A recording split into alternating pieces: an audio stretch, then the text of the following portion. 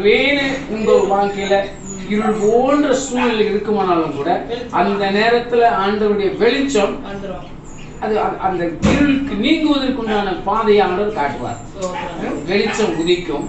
அவன் இரக்கமும் மன உருக்கமும் நீதியும் உள்ளவன், இறங்கி கடன் கொடுத்து தன் காரியங்களை நியாயமானபடி நடப்பிக்கிற மனுஷன் பாக்கியவான். அவன் என்றென்றைக்கும் அசைக்கப்படாதிருப்பான். நீதிமான் நித்திய கீர்த்தி உள்ளவன். கீர்த்தி புகழ் பெற்று உலகுவீங்க. துர்ச்செய்தியை கேட்கிறதினால் பயப்படான். அவன் இருதயம் கர்த்தரை நம்பி திடனாயிருக்கும். உங்களுடைய ஆண்டவருக்கு ஒரு நல்ல திட நம்பிக்கையை கர்த்தர் உங்களுக்கு கொடுப்பார். அவன் இருதயம் உறுதியாயிருக்கும். அவன் தன் சத்துருக்களின் சரி கட்டுதலை காண மட்டும் பயப்படாதிருப்பான். உங்களுக்கு பயம் வராது. கர்த்தர் இந்த வார்த்தைகளின்படி கர்த்தர் உங்களை ஆசீர்வதிப்பார். வாரி இறைத்தான், ஏழைகளுக்கு கொடுத்தான். அவனுடைய நீதி என்றென்றைக்கும் நிற்கும். அவன் கொம்பு மகிமையாய் உயர்த்தப்படும். இந்த கொம்புங்கிற ஆசீர்வாதம் அண்ணாளுக்கு கிடைச்சது, உங்களுக்கும் கிடைக்கும். ஏன்னா என் கொம்பை மகிமையாய் உயர்த்தினார் என்று அண்ணாள் பாடுவார்.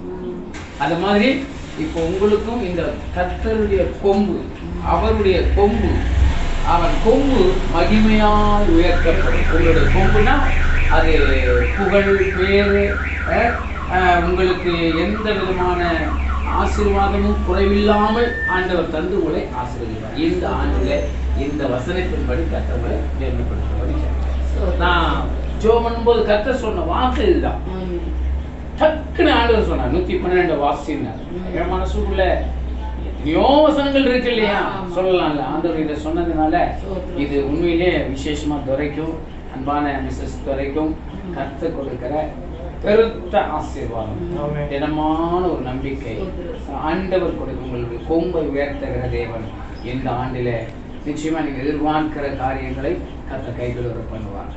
மகா பரிசுத்தமும் அன்பும் இறக்கும் நல்ல ஆண்டவர், இந்த அருமையான கால வேளையில அன்பான மகளுடைய பிறந்த நாளுக்காக நாங்கள் ஜெபிக்கிறோம். நீங்க தந்த இந்த வார்த்தைக்காக நன்றி செலுத்துகிறோம். உங்களுடைய கிருபையின் கரம் உங்களுடைய பிள்ளைகளுக்கு வாக்கு பண்ணியிருக்கிற இந்த வார்த்தையின்படி ஆண்டவரே, நீர் இந்த புதிய ஆண்டிலே கர்த்தர் பெரிய காரியங்களை செய்யுங்க. ஆண்டவரே, பிறந்த நாள் முதற்கொண்டு ஆண்டவரே இந்த நாள் வரைக்கும் நீங்க பாதுகாத்த தேவன்.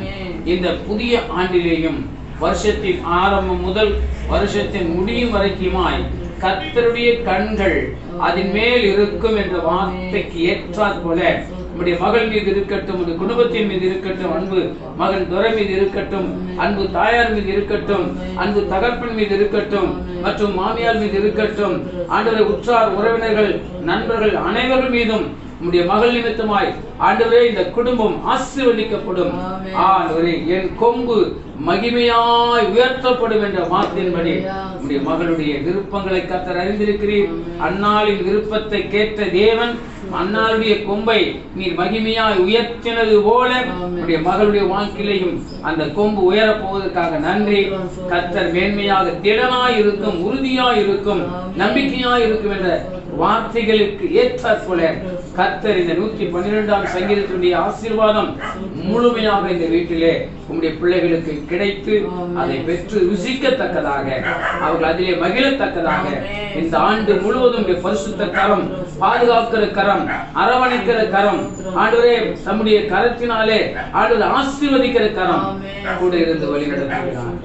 அவருடைய ஸ்டடீஸையும் கர்த்தர் ஆசீர்வதித்து அவர்கள் போகிற பொழுதும் வருகிற பொழுதும் ஆண்டவர் பிரயாசப்படுகிற சகல காரியங்களையும் உங்களுடைய கரம் கூட இருந்து வழி நடத்தட்டும்.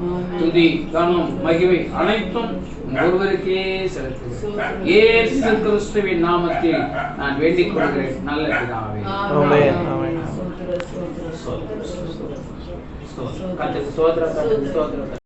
நமக்கெல்லாம் வெளிச்சம் தரும்படியாக இந்த லைட் வந்து கண்டுபிடிச்சிருக்காங்க. அந்த மாதிரி இந்த வீட்டில் இருக்கிற எல்லா பொருளுமே ஒரு குறிக்கோளோட இருக்கு. கடிகாரம்னா டைம் பார்க்கறது, ஓகேங்களா? கேலண்டர் இருக்குன்னா நாட்கள் பார்க்க அது இருக்கு. சேர் வந்து நம்ம உட்காருவதற்கு இருக்கு. அப்போ இங்க இருக்கிற எல்லா பொருளுமே ஒரு குறிக்கோளோட இருக்கு. அப்படி இந்த சாதாரண உயிரற்ற இந்த பொருள்களே, மனிதன் கண்டுபிடித்து வைத்திருக்கிற இந்த பொருள்களே ஒரு குறிக்கோளோட இருக்கும்போது, ஒரு நோக்கத்தோட அதெல்லாம் இருக்கும்போது, 6 அறிவும் தேவனுடைய சாயல்ல படைக்கப்பட்டிருக்கிற நாம குறிக்கோள் இல்லாம இந்த உலகத்துல இருக்க முடியுமா? ஆண்டவர் ஒரு நோக்கம் இல்லாம நம்மளை இந்த உலகத்துல படைச்சிருப்பாரா? கண்டிப்பா அவருக்கு அப்படி படைக்கிறதுக்கு வாய்ப்பே இல்லை. இப்போ ஆண்டவர் ஒரு நோக்கத்தோட, ஒரு குறிக்கோளோட மனிதனை வந்து படைத்திருக்கிறார்.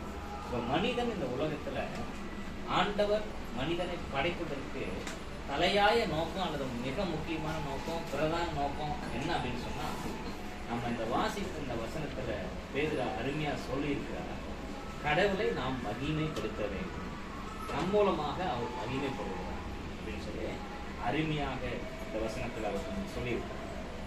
மனிதனுடைய மிக முக்கியமான குறிக்கோள் கடவுளை மகிமைப்படுத்த வேண்டும். அது மட்டுமல்ல, கடவுளை மகிமைப்படுத்தி அவரை அனுபவித்து அவர்களை சந்தோஷமா அவருக்குள்ள இருக்கும். இதுதான் மனிதன் படைக்கப்பட்டிருக்காங்க, வேற எதுவும் கிடையாது. அதனாலதான் பாத்தீங்கன்னா 6 நாள் நம்ம வேலை செஞ்சு ஆண்டவரை மகிமைப்படுத்தி ஆண்டவரோட சந்தோஷமா இருந்து, ஒரு நாள் வேலையே இல்லாம ஓய்ந்திருந்து ஆண்டவரையே முழுமையாக அந்த நாள்ல முக்கியமாக கொண்டு அவரையே ஆராதித்து நம்ம சந்தோஷப்படுறோம். இப்படி 7 நாளுமே ஆண்டவரை மகிமைப்படுத்தி அவருக்குள்ள அவருடைய நன்மைகள் எல்லாம் அவரெல்லாம் ருசி பார்த்து அனுபவித்து அவருக்குள்ள சந்தோஷமா இருக்கும்படியாக நம்ம படைக்கப்பட்டிருக்கிறோம். ஆனா இன்னைக்கு ஒரு மனுஷனால அப்படி இருக்க முடியல. காரணம் என்னன்னா, மனுஷனுக்குள்ள பாவம் இருக்கு. இப்ப மனுஷனுக்குள்ள பாவம் இருக்கிறதுனால இந்த உலகத்தை அவன் வந்து அனுபவிக்க பார்க்கறான். இந்த உலகத்துல இருக்கிற பாவத்தை அனுபவிக்க பார்க்கறான். அவனுக்கு வந்து கடவுளை அனுபவிக்க அவனால முடியவே இல்லை. கடவுளை அனுபவிக்க அவன் இருதயம் வந்து ஒத்து வர மாட்டேங்குது. கடவுளுனாலே இப்ப பிடிக்கல. வேதம் வாசிக்கணுமா, கசப்பா இருக்குது. ஜெபம் பண்ணணுமா, கசப்பா இருக்குது. ஆலயத்துக்கு போகணுமா, கசப்பா இருக்குது. ஒரு ஜெப கூட்டத்துக்கு போகணுமா, கசப்பா இருக்குது. ஒரு ஆவிக்குரிய புத்தகம் வாசிக்கணுமா, கசப்பா இருக்கு. ஆனா டிவி பார்க்கலாம், இனிப்பா இருக்கு. எங்கேயாவது ஞாயிற்றுக்கிழமையில சொந்தக்காரங்க வீட்டுக்கு போகலாம், இனிப்பா இருக்கு. அதெல்லாம் அவங்களுக்கு பிடிக்குது. ஆனா ஆண்டவருடைய விஷயம், ஆண்டவரை அனுபவிக்கிற விஷயம், இதெல்லாம் மனுஷனுக்கு கசப்பா இருக்கு. காரணம் மனுஷனுக்குள்ள இருக்கிற பாவம். இந்த மனுஷனுக்குள்ள இருக்கிற பாவம் எப்படி வந்துச்சு மனுஷனுக்குள்ள அப்படின்னா, ஆண்டவர் படைக்கும் போது அவன் செம்மையானவனாக படைச்சான். இப்ப செம்மையானவனாக படைக்கும் பொழுது பாவம் இல்லாத ஒரு பூர்ணமான நிலையில மனுஷனை படைச்சான். ஆனா மனுஷன் ஆண்டவருடைய கட்டளைக்கு ஏதேன் தோட்டத்துல கீழ்ப்படியாம போனதுனால மனுஷனுக்குள்ள பாவம் வந்துச்சு. அப்படி மனுஷனுக்குள்ள பாவம் வந்ததுனால அவனுடைய இருதயம் கெட்டு போய் கடவுளை மகிமைப்படுத்தி அவரை அனுபவிச்சு சந்தோஷப்பட வேண்டிய அந்த மனுஷன் இப்ப என்ன பண்ணிட்டான் அப்படின்னு சொன்னா, கடவுளை மகிமைப்படுத்த முடியாதவனாக, கடவுளை அனுபவிக்க முடியாதவனாக, கடவுளுக்குள்ள சந்தோஷப்பட முடியாதவனாக அவன் போயிட்டான். இப்ப இந்த மனுஷனுடைய வாழ்க்கை மீண்டும் கடவுளை மகிமைப்படுத்தி கடவுளை அனுபவிச்சு கடவுளைக்குள்ள அவன் கழிவுண்டு வாழணும்னா அந்த பாவத்துல இருந்து அவன் மீட்கப்படணும். அப்ப அந்த பாவத்துல இருந்து அவன் மீட்கப்படணும்னா அவனுக்கு ஒரே ஒரு வழிதான் ஆண்டவரை ஏற்படுத்தி இருந்தார். அது என்ன வழினா, ஆண்டவராகிய இயேசு கிறிஸ்துவின் சிலுவை மரணத்தினால அவன் அந்த பாவத்திலிருந்து விடுதலை அடைய வேண்டும் அப்படிங்கிற ஒரு வழியை ஏற்படுத்தி இருந்தார். அப்ப மனிதனை பாவத்தில் விழுந்து போன அந்த மனிதனை மீட்டு திரும்பவும் கடவுளை மகிமைப்படுத்தி கடவுளை அனுபவித்து கடவுளுக்குள்ள சந்தோஷமா இருக்க அவனை திரும்ப தயார் செய்வதற்காக, அவனுக்கு ஒரு புது வாழ்வு கொடுக்கும்படியாக, ஒரு மறுபிறப்பு கொடுக்கும்படியாக, அவனை பாவத்திலிருந்து விடுதலை செய்யும்படியாக பிதாவாகிய தேவனுடைய ஒரே பேரான அந்த குமாரன் வானத்திலிருந்து இந்த பூமிக்கு 2000 வருஷத்துக்கு முன்பாக கன்னி மரியாளினுடைய வயிற்றுல மனுஷனா வந்தார். அப்படி மனுஷனா வந்து 33 ஆண்டு காலம் இந்த உலகத்துல மனிதனா நம்மை போல வாழ்ந்து பாவம் இல்லாதவரா இருந்து என்னுடைய பாவங்கள்லாம் தாமேல சுமந்து அவர் சிலுவையில அதுக்கெல்லாம் சரி கட்டி முடிச்சார்.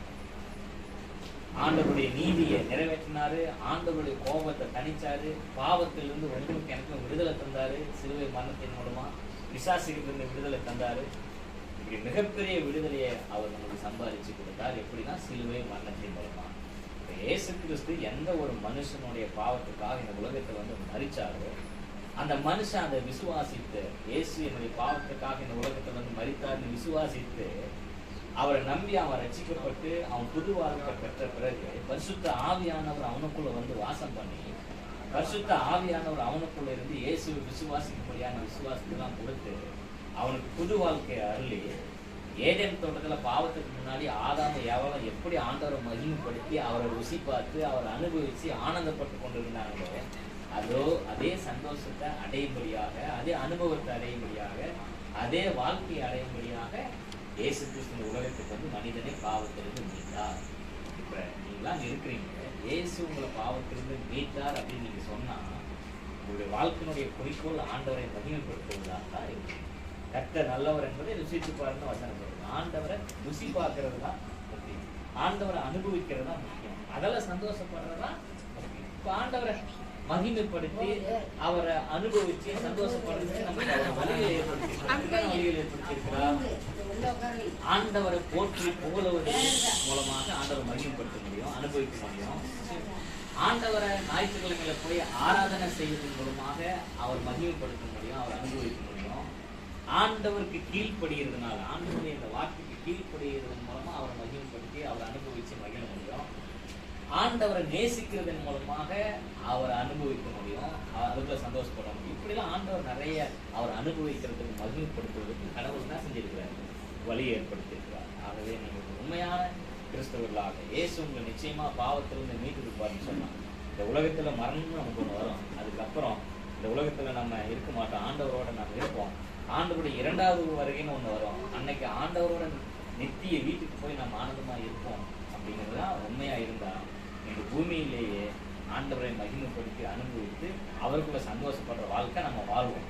அப்படி வாழாம ஒரு பெயரளவில் இருந்துக்கிட்டு நம்ம அந்த உலகத்தை அனுபவிச்சுட்டு இருந்தா நாம இன்னும் ரசிக்கப்படணும்னு அர்த்தம். நம்ம ரசிக்கப்பட்டிருந்தா நாம என்ன செய்யணும்னா ஆண்டவரை அனுபவிக்க, ஆண்டவரை மகிமைப்படுத்துறதுக்கு தான் நம்ம படைக்கப்பட்டிருக்கிறோம். அதுதான் நம்ம இருக்கிறதுக்கான நோக்கம்னு தெரிஞ்சு அதுக்கு வாழ்நாள செலவிடணும். அதுக்காக இந்த உலகத்துல எதை வேணாலும் நம்ம நடக்கலாம். எந்த சந்தோஷத்தையும் வந்து ஆண்டவருக்குள்ள நம்ம வந்தாரு. இப்போ ஒரு சிலர் இருப்பீங்க, ஆண்டவராக இயேசு ஒருவேளை உங்களுக்கு தெரியாம இருக்கும். ஆண்டவராக இயேசு யாருன்னா அவர் தான் இந்த வானத்தையும் பூமியும் படைச்ச கடவுள். அவர் மட்டும்தான் கடவுள், அவர் ஒருத்தர் தான் கடவுள். அந்த கடவுள் மனிதனுடைய பாவத்தையும் மனிதனுடைய சாபத்தையும் போக்குவதற்காக இந்த உலகத்துக்கு மனிதனாகவே வந்தார். அப்படி மனிதனா வந்து மனிதனுடைய பாவத்துக்கு சிலுவை மரணம் அடைந்து அதுல ரத்தத்தை செஞ்சு மனிதனுடைய பாவத்தை கழுவினார். மனிதனுடைய சாபத்திலிருந்து விடுதலை கொடுத்தார். மனிதன் நரகத்துக்கு போகாதபடி அவனுக்கு ஒரு விடுதலையை கொடுத்தார். ஆகவே இந்த உலகத்துல பிறந்த எந்த ஒரு மனுஷனும் இந்த உலகத்துல பிறந்து ஒரு நாள் மரணம் அடையணும். அதுக்கு பின்பு நியாய தீர்ப்பு இருக்கு. அந்த நியாய தீர்ப்புக்கு பிறகு அவன் நரகத்துக்கு போகணும், இல்லைன்னா சொர்க்கத்துக்கு போகணும். நரகத்துக்கு யார் போவாங்கன்னா இயேசுவை கடவுளா ஆண்டவரா நம்பாதவங்க, விசுவாசிக்காதவங்க கண்டிப்பா நரகம் தான் போகணும். அவங்க எவ்வளவு நல்லவங்களா இருந்தாலும் சரி. பரலோகம் யார் போக முடியும்னா இயேசுவை ஆண்டவராகவும் கடவுளாகவும் தன்னை பாவத்திலிருந்து விடுதலை செஞ்ச இரட்சகராகவும் மீட்பராகவும் அவர் எனக்காக இந்த உலகத்துல மரித்தார்னு நம்பிக்கையோட வாழ்ந்து அவர் சொல் பேச்சு கேட்டு வாழ்றவங்க தான் என்ன செய்யணும், பரலோகம் போக முடியும். ஒருவேளை இயேசுவை அறிஞ்சவங்க தொடர்ந்து இயேசுக்கு முக்கியத்துவம் கொடுத்து வாழ பாருங்க. இயேசுவை ஒருவேளை அறியாத இன்னைக்கு தான் புதுசாக கேட்குறீங்கன்னா இயேசு தான் உங்களுடைய ஆண்டவர்ங்கிறத நீங்க நம்புங்க. அவர் தான் உங்களுடைய பாவத்திலிருந்து உங்களுக்கு விடுதலை கொடுத்து தேவன் அப்படிங்கிறத நம்புங்க. விசேஷமா இந்த நாளில் நித்யாவுக்கு சொல்லக்கூடிய மிகப்பெரிய ஒரு அருமையான விஷயம் என்ன அப்படின்னா, நித்யாவை ஆண்டவர் ஏன் இந்த உலகத்தில் பிறக்க செய்தார்னா அவரை மகிமைப்படுத்தி அவரை அனுபவிச்சு அவர்களை சந்தோஷமா இருக்கணும். அப்படி உன்னை அந்த நோக்கத்துக்காக படைச்ச தேவன் உனக்கு ஒரு நல்ல பெற்றோர்களை கொடுத்து ஒரு குறிப்பிட்ட காலத்துக்கு நம்ம வளர்த்துறதுக்கு அவங்களுக்கு உதவி செஞ்சார். நீ வளர்ந்து வந்த இப்போ உனக்கு திருமணம் ஆயிடுச்சு. திருமணம் ஆனவுடனே ஒரு ரசிக்கப்பட்ட ஒருத்தர் கணவனா கடவுள் ஏன் கொடுத்துருக்காருன்னா திருமண வாழ்விலையும் இந்த உலகம் முடிவு வரையும் அல்லது நாம இறுதி நாள் நெருங்கக்கூடிய அந்த நாள் வர வரையும் எவ்வளோ ஆயுசு நாள் கடவுள் நமக்கு கொடுக்குறாரு. 60 வருஷம் 70 வருஷம் 50 வருஷம் எவ்வளோ ஆயுசு நாள் வேணாலும் அவர் கொடுக்கலாம். அவ்வளோ ஆயுசு நாள்லையும் நீங்கள் கணவனும் மனைவியுமா இருந்து கடவுளுக்கு முதலிடம் கொடுத்து தேவனுக்கு முதலிடம் கொடுத்து அவரை மகிமைப்படுத்தி அவரை அனுபவித்து அவருடைய வார்த்தைக்கு கீழ்ப்படிந்து சந்தோஷமா வாழ்றதுக்கு கடவுளுடைய திருமணத்தில் இணைச்சிருக்கிறார். இதுக்கப்புறம் ஆண்டவர் உங்கள் வாழ்க்கையில என்ன நன்மை கொடுத்தாலும் அந்த நன்மையோட ஆண்டவரையே மகிமைப்படுத்தி வாழ்றதே நோக்கமாக கொண்டிருக்கணும். அதுதான் நம்ம பிறந்ததுக்கான முக்கியமான நோக்கம். அதை தவிர வேற எந்த நோக்கம் இல்லை. நம்ம வேலைக்கு போகிறது, சம்பாதிக்கிறது, வீடு கட்டுறதுலாம் நம்முடைய தேவைகளை சந்திச்சு கொள்வதற்காக. ஆனால் நம்முடைய நோக்கம் கடவுளை மகிமைப்படுத்தி அனுபவித்து சந்தோஷப்படுறதுக்காக. இந்த வார்த்தையின் மூலமாக கடவுள் வந்து நம்மளை ஆசீர்வதிப்பார். ஏன் அவர் நம்மளை அவர் மகிமைப்படுத்தி விரும்புகிறாருன்னா இந்த உலகத்தில் இயேசு அறியாதவங்க அவரை தூசிப்பாங்க. ஆனால் இயேசுவை அறிஞ்ச நாம அவர் மகிமைப்படுத்தி அவர் உயர்த்தி போற்றி அவர் ஆராதிக்கிற மக்களாக இருக்கணும். இந்த வார்த்தை மூலமாக கடவுள் உங்களை ஆசீர்வதிப்பார். நித்யாவுக்காக ஜெபம் பண்ணி வெளியே போய் கேட்கறதுனால அந்த சந்தோஷத்தை வெளிப்படுத்தும். ஜெபம் பண்ணலாம். நாங்கள் பரலோகத்தின் ஆண்டவரே, இந்த அருமையான இந்த காலை வேலையில நித்யாவுக்காக விசேஷமாக ஜெபிக்கிறோம். கடவுள் ஏற்ற வேலையில ஆண்டவரே இந்த உலகத்தில் நல்ல பிறக்க செய்து நல்ல பெற்றோர்களை கொடுத்து உடன் பிறந்த சகோதரர்களை கொடுத்து ஆண்டவரே ஒரு நல்ல ஒரு மகாராணி போல நீர் வளர்த்து வந்து எல்லா விஷயத்திலும் மக்களுக்கு உதவி செய்யும்படியாக அவர்களுடைய பெற்றோர்களை பாதுகாத்து அவர்களுடைய காரியங்களாக சந்தித்து அவர்களை பராமரித்து ஆண்டவரே ஒரு அருமையான மக்களை வளர்த்திருக்கும்படியாக அவர்களெல்லாம் நீர் பலப்படுத்துகிறேன். சரியான நேரத்தில் ஒரு அருமையான கணவரை கொடுத்து ஆண்டவரே உண்மையாகவே ஒரு ராஜாவுக்கு ராணியாக இருக்கிறது போல ஆண்டவரே மக்களை உண்மையான மகனை கொடுத்து ஆண்டவரே நல்ல திருமணத்தை ஏற்படுத்தி தொடர்ந்து தன்னுடைய வாழ்நாள் முழுவதும் கணவனோடு சேர்த்து கடவுள் ஒருவரையே முக்கியப்படுத்தி மகிமைப்படுத்தி வாழ்முறையாக என் மக்களை வைத்திருக்கிறேன். அப்படி வாழ்வதற்காக ஒரு புதிய ஆண்டை நீ கொடுத்திருக்கிறேன், புதிய நாட்களை கொடுத்திருக்கிறேன். அதற்காக நாங்கள் மிகவும் சந்தோஷப்படுகிறோம். இந்த நாளிலே கடவுள் மகளை ஆசீர்வதிப்பீராக. மகளுக்கு தேவன் கொடுத்த அருமையான கணவனாக இருக்கிற சகோதரனை ஆசீர்வதிப்பீராக. இருவருமாக உலகத்தில் எல்லா நன்மைகளையும் பெற்று எல்லா ஆசீர்வாதங்களையும் பெற்று எல்லா வாக்கியத்தையும் அடைந்து கடவுள் ஒருவரையை முதன்மைப்படுத்தி அதுவே உடைய பிள்ளைகள் சமாதானத்தோடும் சந்தோஷத்தோடும் முக மலர்ச்சியோடும் வாழ்வதற்கு உதவி செய்யும். பிள்ளைகளுக்கு எதிராக எந்த காரியங்கள் இருந்தாலும் உடைய பிள்ளைகளுக்கு எதிராக சாத்தான் எந்த விஷயத்தை கொண்டு வந்தாலும் அதையெல்லாம் அவமாய்ப்படும்படியாக நாங்கள் ஜெபிக்கிறோம். ஆண்டவர் உடைய பிள்ளைகளை எல்லா தீமைக்கும் விலக்கி காக்கப்படும். விசேஷமாக இந்த நேரத்தில் கூடியிருக்கிற மக்களுக்காக ஜெபிக்கிறோம்.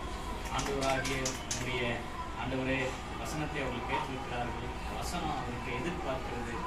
அவர்கள் கடவுளை மகிமைப்படுத்தி வாழ்கிறது. நாங்கள் எல்லாரும் இந்த வசனத்தை கேட்டு அதை நாங்கள் அப்படியே விட்டுவிடாதபடி முன்னே மகிமைப்படும்.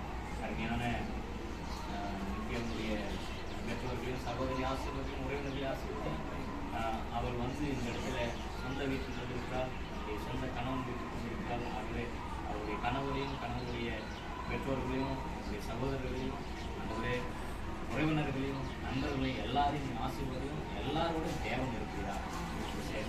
குழந்தைகளுடைய சபையினுடைய போதகர் அங்கே இருக்கிற எல்லா ஊழியர்களிலும் தேவனுடைய பார்வை இருக்கட்டும். உமது நன்மையை மக்கள் பெற்றுக்கொள்ளும். இயேசுவின் மூலம் என்னுடைய ஜெபம் கேட்டு பதில் தாரும் செய்வார்கள். பிள்ளைகள் கர்த்தரால் வரும் சுதந்திரம் கர்ப்பத்தின் கனியோ அவராலே கிடைக்கும் பலன் என்ற வார்த்தையின்படியே போற்றும் ஆண்டவரே. நீங்க பலன் கொடுக்கப்பா. சுதந்திரம் ஆண்டவரே, நன்றி ஆண்டவரே. சுதந்திரம் ஆண்டவரே, ஜெபிக்கிறப்பா, ஆசீர்வதிக்கப்பா.